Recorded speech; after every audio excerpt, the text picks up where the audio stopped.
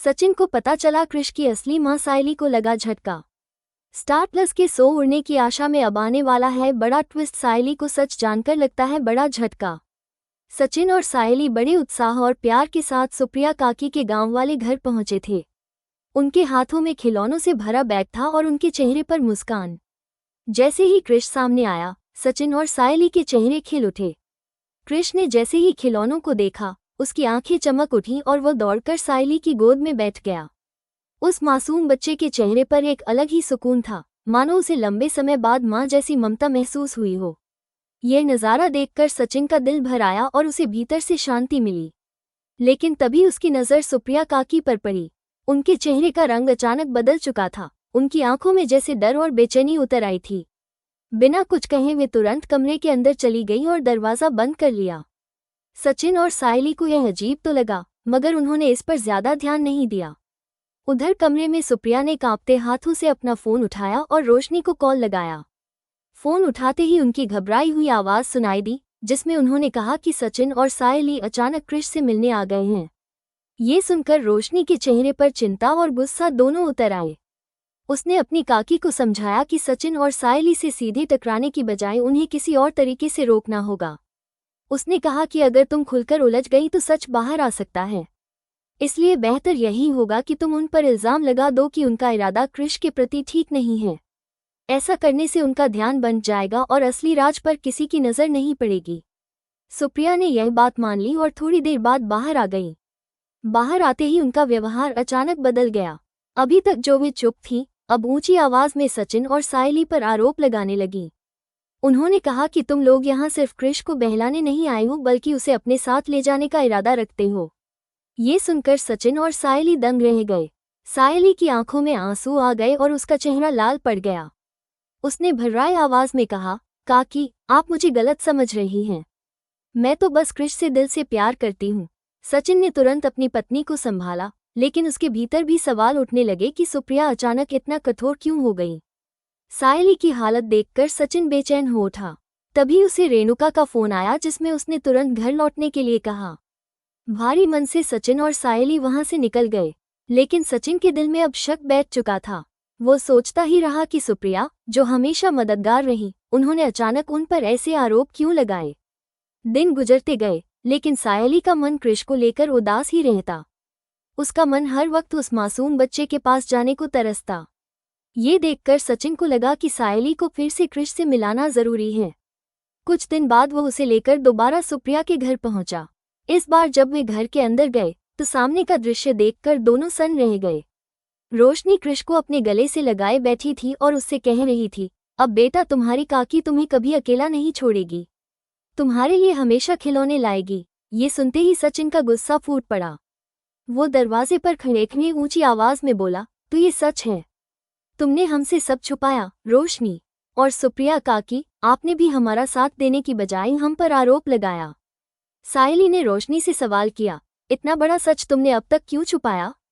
हमें धोखे में क्यों रखा? ये सुनकर रोशनी का चेहरा सफेद पड़ गया।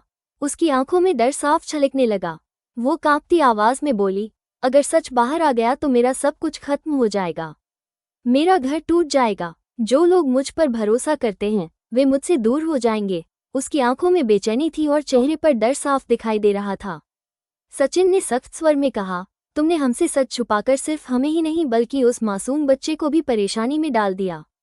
ये सब खेल किसी को भी मंजूर नहीं होगा। उसकी आंखों में अब दृढ़ता साफ झलक रही थी।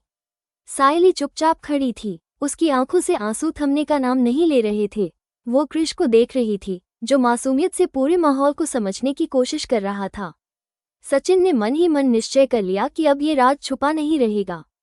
चाहे कुछ भी हो जाए, वो सब सच सबके सामने लाकर रहेगा। लेकिन उसके मन में ये सवाल भी उठ रहा था कि जब सच सामने आएगा तब क्या होगा? क्या रोशनी का घर बच पाएगा या सब कुछ बिखर जाएगा? उसका मन बार बार यही कह रहा था कि सच चाहे कितना भी कठिन क्यों न हो, उसे छुपाना किसी के लिए भी अच्छा नहीं है। ये कहानी अब एक ऐसे मोड़ पर आ गई थी जहां हर कदम पर रिश्तों की परीक्षा थी। सचिन जानता था कि अगर उसने यह बात रेणुका और तेजस को बता दी तो बहुत बड़ा तूफान खड़ा हो सकता है। लेकिन उसे ये भी एहसास था कि सच छुपाना अब किसी के बस में नहीं है। उस दिन का हर लम्हा सायली और सचिन की यादों में गहरा असर छोड़ गया। सायली के दिल में कृष के लिए प्यार और भी गहरा हो गया था, जबकि सचिन का मन लगातार सवालों से भरा हुआ था।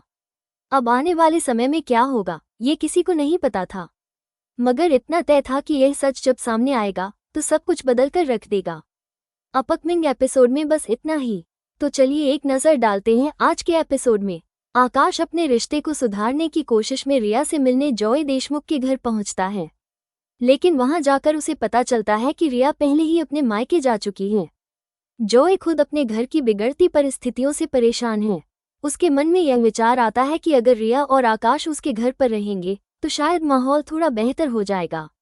वो इस योजना को अपने दिल में रखती है और सोचती है कि परिवार की भलाई के लिए अगर वो कुछ अच्छा कर सके तो क्यों न प्रयास किया जाए।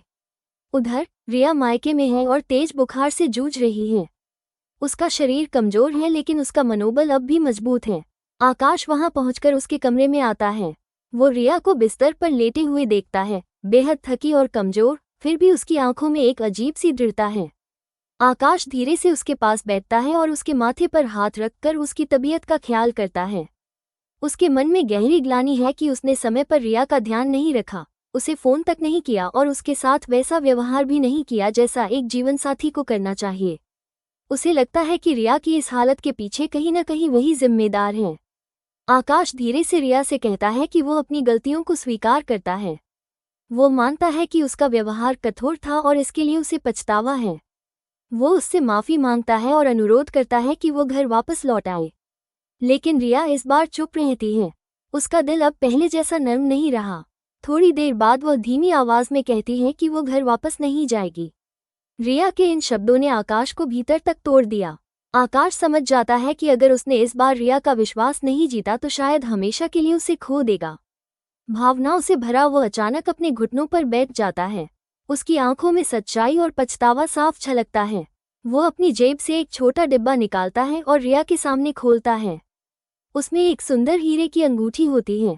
आकाश कहता है कि यह अंगूठी केवल एक तोहफा नहीं है, बल्कि उसके दिल की गहराइयों से निकली उसकी भावना है। वो चाहता है कि रिया इसे स्वीकार करे और दोनों एक नई शुरुआत करें। रिया के दिल में इस पल गहरा द्वंद्व चलता है। उसका गुस्सा धीरे धीरे कम होने लगता है। वो जानती है कि आकाश में कमियां हैं, लेकिन उसकी आंखों में सच्चाई और उसके शब्दों में प्रेम है। उसका दिल मानो कहता है कि शायद उसे एक और मौका देना चाहिए। रिया अंगूठी अपने हाथों में लेती है और उसकी आंखों में आंसू आ जाते हैं। आकाश की यह कोशिश उसे भीतर तक छू जाती है। उधर कहानी का दूसरा पहलू तेजस के जीवन से जुड़ा है। तेजस रात में अचानक एक सपने से जागता है। सपने में वह देखता है कि उसका व्यापार धीरे धीरे उसके हाथों से निकल रहा है और सब कुछ किसी और के कब्जे में चला रहा है। उसका वर्षों का परिश्रम और संघर्ष मानो एक झटके में समाप्त हो रहा है।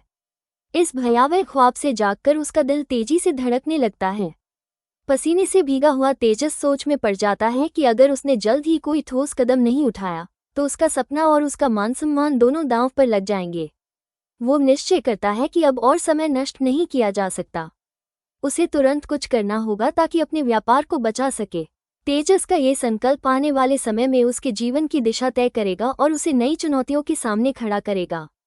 वो मन ही मन तय करता है कि चाहे कितनी भी मुश्किलें आएं, अब वो हार नहीं मानेगा। इसी बीच जब रिया के मायके में उसके लौटने की खबर मिलती है तो परेश का चेहरा खिल उठता है। परेश हमेशा रिया की चिंता करता रहा है। उसकी वापसी से वो बेहद खुश हो जाता है। उसे सुकून मिलता है कि उसकी बेटी अपने अपने लोगों के बीच है और धीरे धीरे उसके जीवन की परेशानियां सुलझने लगेंगी। परेश के मन में यह विश्वास मजबूत हो जाता है कि कठिनाइयां चाहे जितनी भी बड़ी क्यों न हो, परिवार और अपनेपन की ताकत इंसान को हमेशा संभाल लेती है। आज के एपिसोड में बस इतना ही। कमेंट में बताएं ये स्टोरी कैसा लगा।